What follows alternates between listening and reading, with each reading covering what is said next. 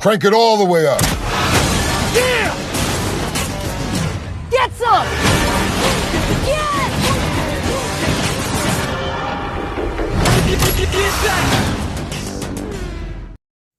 What's up, YouTube? It's your boy, it's your homie, FuturisticMike, and I'm back with another movie review if you're new.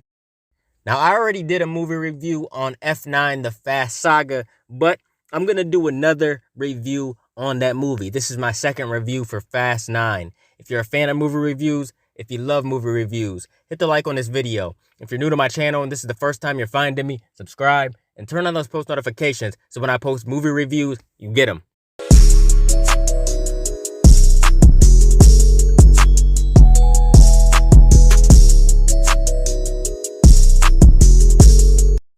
Now, in my first review, I was going on and on about how this movie was so bizarre.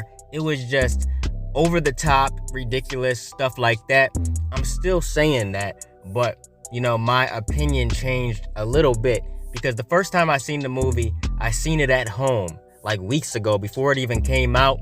I had somebody send me a copy of the film, and I got to watch it early, like an early screening, and I really loved that. Like that I got to watch the movie early before anybody else.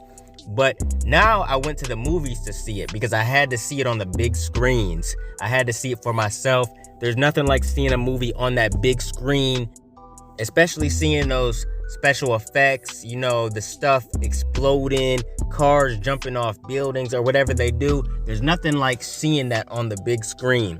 And there was just some crazy stuff happening in this movie, man. I went Saturday to see it.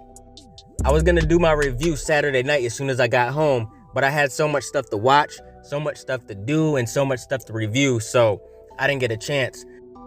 But this movie right here, man, is absolutely crazy.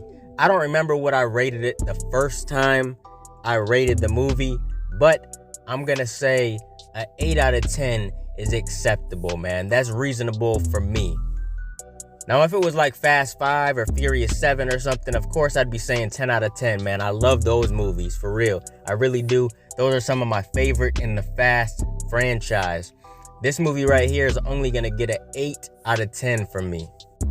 And I'm pretty sure I rated it lower than that before.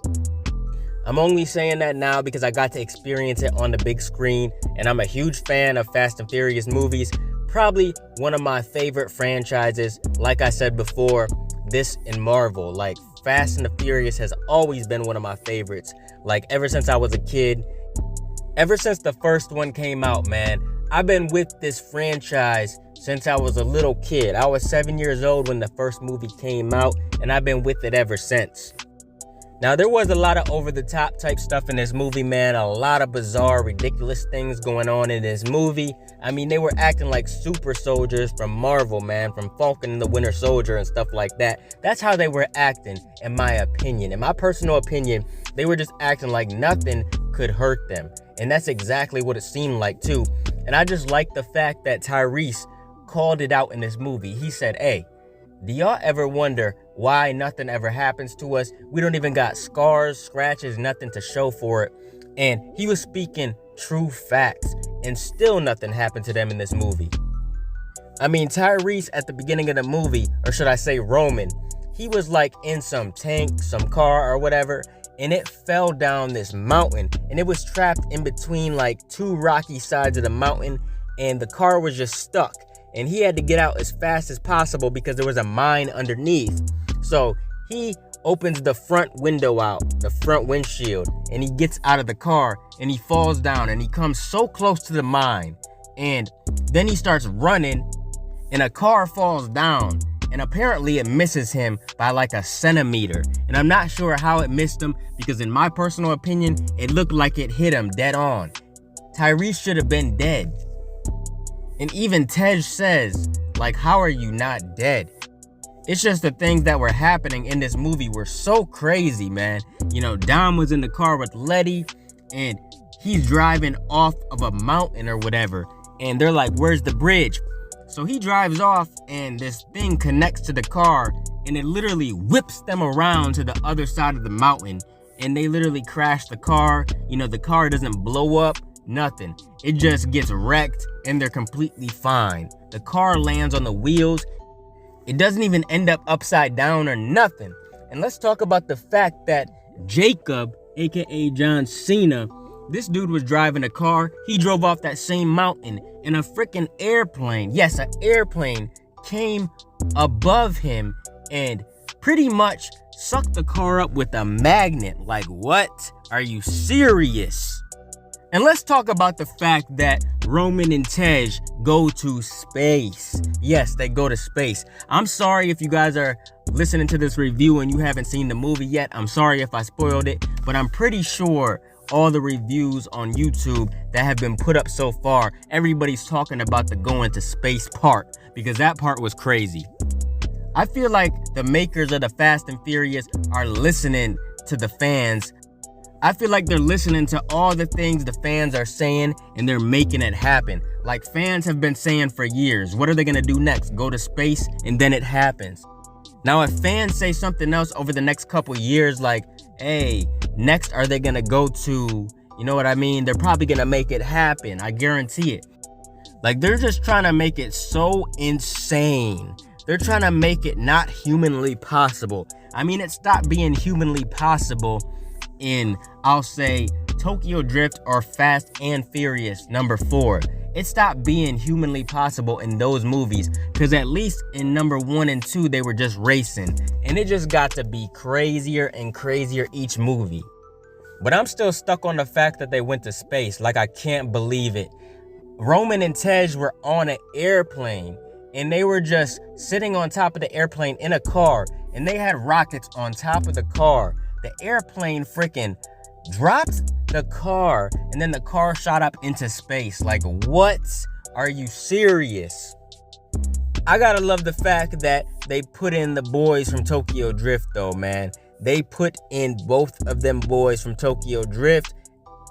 And who I'm talking about is Sean and Twinkie. Although he said he didn't go by Twinkie anymore. And they even added in Earl. Your boy Earl from Tokyo Drift, you know, the Chinese dude or whatever, they added him into this movie. So they added some people from Tokyo Drift, which I really appreciated, because Tokyo Drift was one of them fire-ass Fast and the Furious movies. I still love that movie to this day. But, you know, Fast and Furious 9 was just ridiculous. I'm rating it 8 out of 10. I'm rating it so high because I'm such a fan of Fast and Furious. I can't really rate these movies low. I can't. But I feel like a lot of people are saying some negative things about this movie. They're not talking like major shit, but a lot of people are saying like, really? What are they doing? Like, they're making things so crazy, so insane. Like, every review that I've listened to so far, people are saying that exact same thing. But it is what it is. I think it was a pretty decent movie. I think they showed maybe too many flashbacks. That's one part about the movie that I didn't like. And out of nowhere, Dom has a brother. You know, they're showing all kinds of stuff we didn't know about his life from before. I mean, it's just crazy. They added a whole bunch of stuff on. And the whole thing with Han being alive still and stuff, I find that bullshit. How they tied him to Mr. Nobody and stuff, like, that's complete bullshit. When Han died in Fast and the Furious Tokyo Drift, they really planned on making this dude die. They just thought of anything possible to bring him back. Like, the whole thing with him coming back, it was okay because I really liked Han as a character, but honestly, maybe they should have just left him dead. Like, there's no stakes in the Fast and Furious movies. That's what makes movies and stuff fun to watch, because there's always stakes. There's always a chance somebody could die or something. But in these movies, it's like nobody is gonna die. Like, you know for a fact everybody's gonna survive and make it to the end. And then I feel like they kind of disrespected Paul Walker, because Dom at the end of the movie's like, somebody's missing, you know, we're missing one person. And then it shows Brian's car pull up. So I feel like that was a little disrespectful, but it is what it is. I feel like maybe they're gonna bring back Brian in like the 10th and 11th movie, and they're gonna recast him or something. I really hope they don't do that, but I have a feeling they're going to. Or maybe they use Paul Walker's brother and they make it look like Paul Walker like they did in the 7th movie. Because for them to wrap up this franchise, I feel like they're gonna try to include all the characters. And we know that the 10th and 11th one are the last ones. Now, I thought it was gonna end with number 10, but I just found out that they said the 10th and 11th Fast and Furious are gonna be the last ones. It's gonna be a 2-part finale. So if you guys didn't know that, now you know. But other than that, I got nothing to say. It was a pretty decent movie. If you guys liked the movie, give this video a like. Comment your thoughts down below. Let me know what you thought of the Fast and Furious 9. Keep supporting your boy, and I'll be continuing to bring y'all movie reviews in the future. Make sure you guys like, comment, and subscribe, and smash that notification bell so you can never miss a video. If you guys want to donate to the channel, I got links below to the PayPal and Cash App accounts.